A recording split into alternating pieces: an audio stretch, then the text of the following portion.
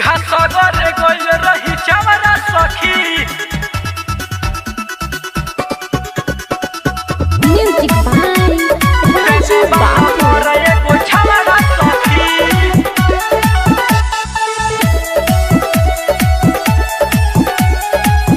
एगो छवरा सखी। हाथ ले ले रही खुरपिया डेली संग रहे हमर सखी सहेली संग रहे हमर सखी सहेली।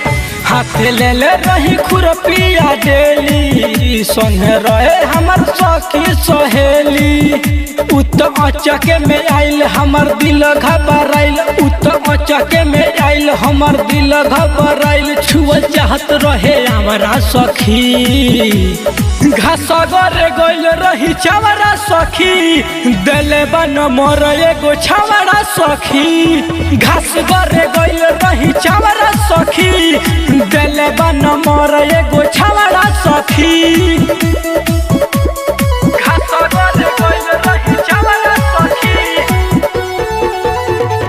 Music by Raju Babu.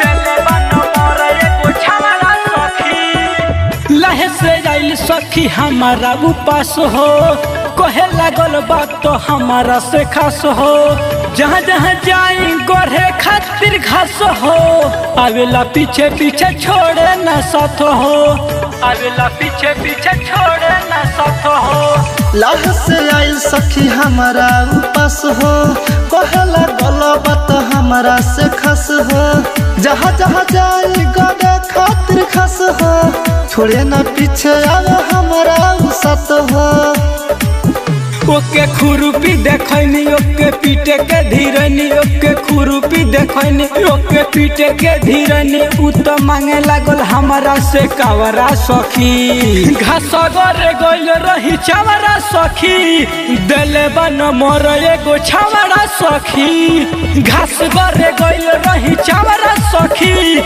देले बन मोर एगो छवरा सखी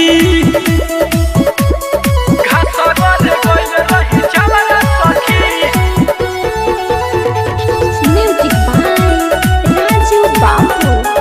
देले बन मोर एगो छवरा सखी। देख ले खेला सब मिलन सागर रामसी सयासी के कोइल पिछाड़ी घरवा के लोग जानी तो बड़ी मारी पर गइल नंबर लेवल हमरा भारी पर गइल नंबर लेवल हमरा भारी।